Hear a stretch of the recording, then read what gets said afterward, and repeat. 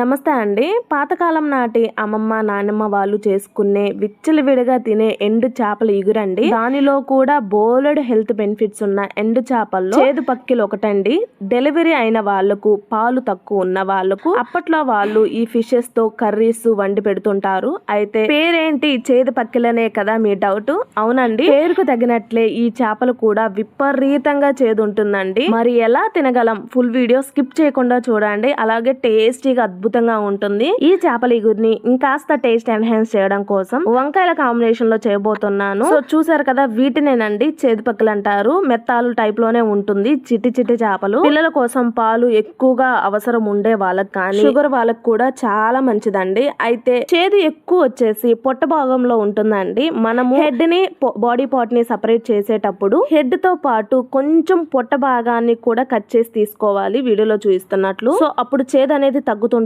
అదే విధంగా ఉప్పుతో, పసుపుతో, నిమ్మకాయతో శుభ్రంగా ఒక 5-6 సార్లు వాష్ చేసుకోండి. నేనైతే లిటరలీ 10 టైమ్స్ వాష్ చేశానండి. వీటిని ఇలానే శుభ్రంగా రెడీ చేసుకున్న తర్వాత పక్కన పెట్టుకొని స్టవ్ మీద ఒక కడాయిని పెట్టుకొని దానిలో 2 టేబుల్ స్పూన్ వరకు ఆయిల్ ని యాడ్ చేసి దానిలో సన్నగా చాప్ చేసి పెట్టుకున్న ఆనియన్స్ ని, పచ్చిమిర్చిని యాడ్ చేసుకోవాలండి. ఈ ఆనియన్స్ సాఫ్ట్ గా మగ్గేంత వరకు 2-3 మినిట్స్ పాటు కుక్ చేసుకున్న తర్వాత దీనిలో స్పైసెస్ అన్ని యాడ్ చేసుకోవాలి. రుచికి తగ్గట్లుగా ఉప్పు, కారం, 1/2 టేబుల్ స్పూన్ వరకు పసుపు, ధనియాల పొడిని, గరం మసాలాని, 1 టేబుల్ స్పూన్ వరకు అల్లం వెల్లుల్లి పేస్ట్ ని, కరివేపాకు రెమ్మల్ని యాడ్ చేసి 2 మినిట్స్ పాటు వేయించుకున్న తర్వాత దీనిలో సన్నగా చాప్ చేసి పెట్టుకున్న టమాటాలని, వంకాయ ముక్కల్ని యాడ్ చేసుకోవాలండి. వీటన్నిటిని మొత్తం కలిసేలా చక్కగా కలుపుకొని మూత పెట్టి ఆయిల్ సపరేట్ అయ్యి వంకాయ ముక్కలు సాఫ్ట్ గా మగ్గేంత వరకు కుక్ చేసుకోవాలండి. చూడండి సాఫ్ట్ గా ఎంత చక్కగా మగ్గిందో కదా. ఈ విధంగా ఆయిల్ సపరేట్ అయిన తర్వాత ఈ స్టేజ్ లో ముందుగా నానబెట్టుకున్న చింతపండు వాటర్ ని యాడ్ చేసుకోండి. మీ పులుపుకు తగ్గట్లుగా యాడ్ చేసుకోండి. పులుపు యాడ్ చేసిన తర్వాత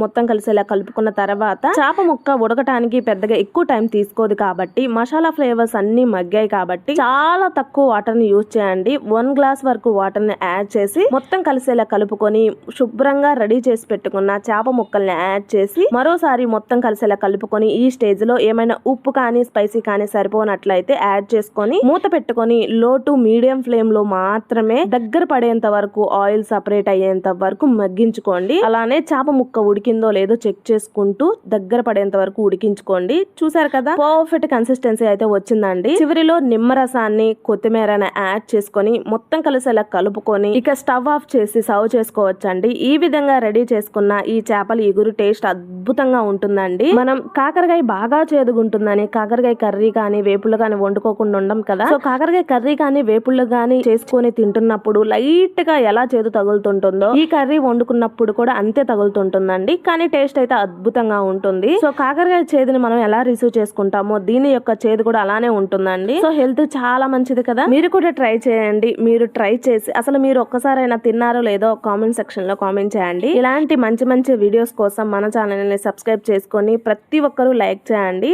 మీకు ఎలాంటి రెసిపీస్ కావాలన్నా కామెంట్ చేయండి. Thanks for watching.